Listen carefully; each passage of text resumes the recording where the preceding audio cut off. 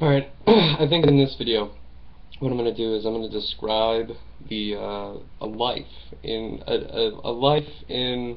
its whole process from infancy to death in, excuse me,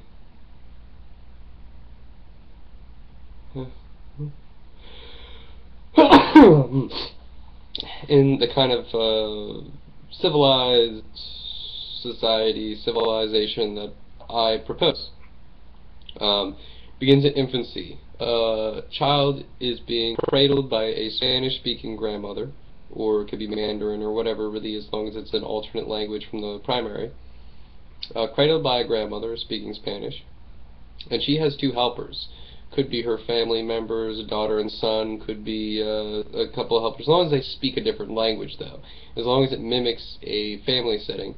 The infant is being educated without it even realizing it, and really without much effort on the part of the grandmother and her helpers. Now, the point is that education at this level would instill a second language, or really just linguistic capacity at an early age. Now, once they get to childhood, at about 3 years old, being a milestone in their development, a child would reach a more complicated kind of education situation, environment, I guess would be a better word.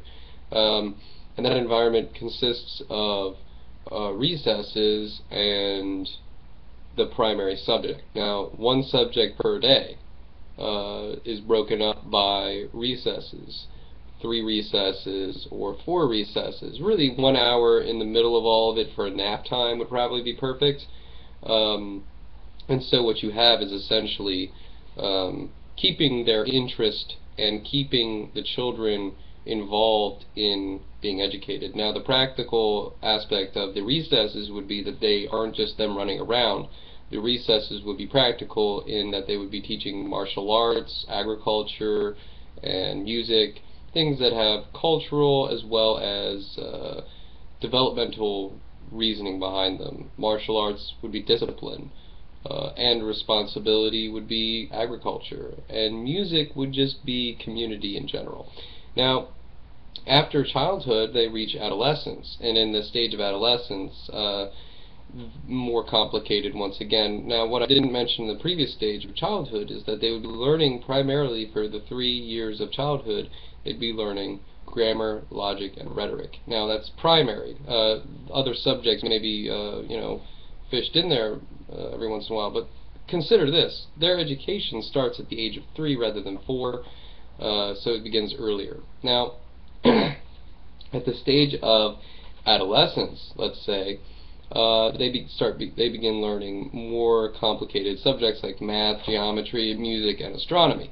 And they will be learning those for a considerable amount of time in order for them to truly interpret and internalize that subject. As well as that one subject, they will have recesses that will consist of more complicated things as well.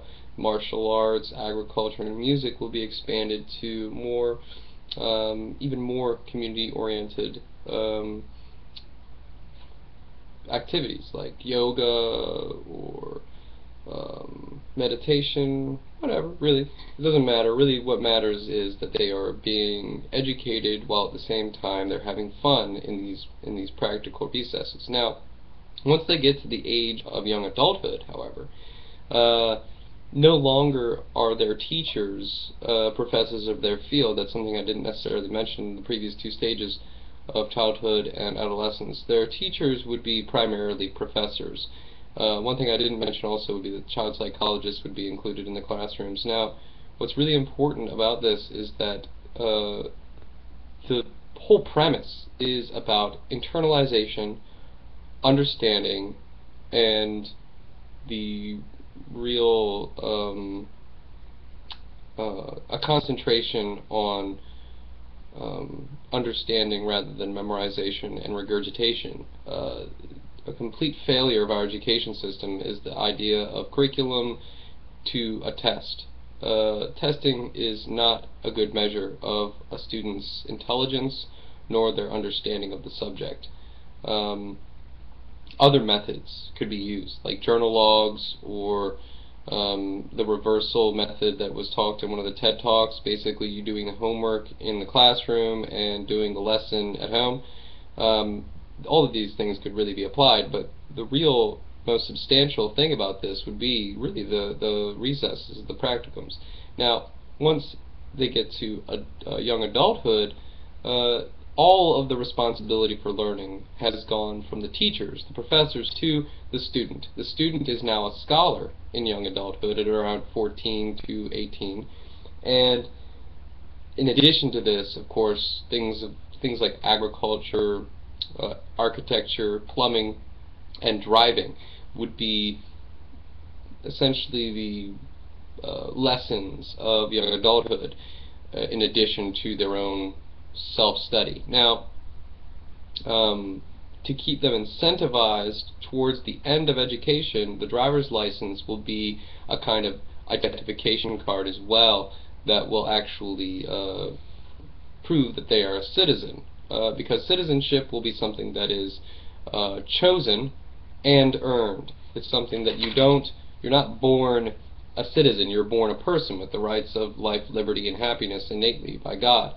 But a citizen is someone who has chosen to participate in the system that society, the organization of society, has established. And this is something going back to Egypt, the idea that you should earn citizenship, but a little bit of a nuance that you should choose and earn citizenship.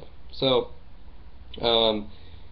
this is a way to keep students in education. However, adult education would also exist, and it would exist for the purpose of inward discovery, the discovery of yourself on a deeper level than what you have previously understood.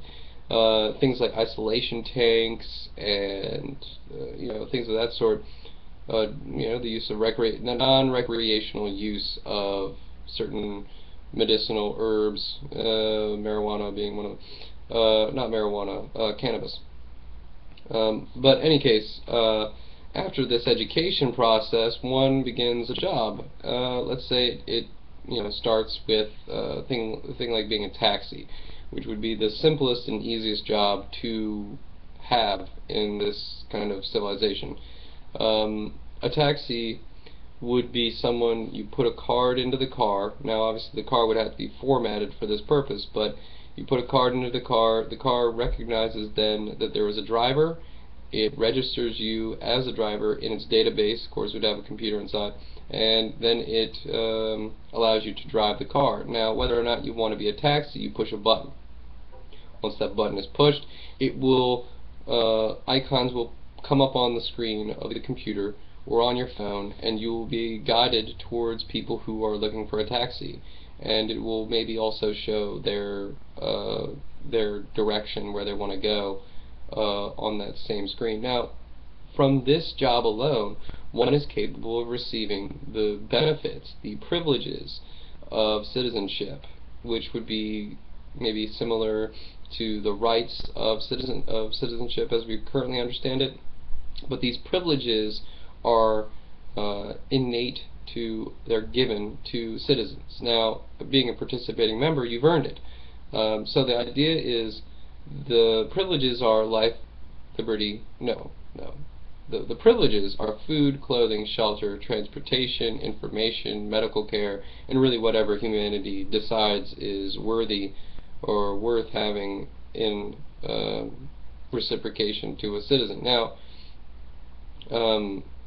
these privileges are designed to self-actualize the individual, and that's the ultimate goal.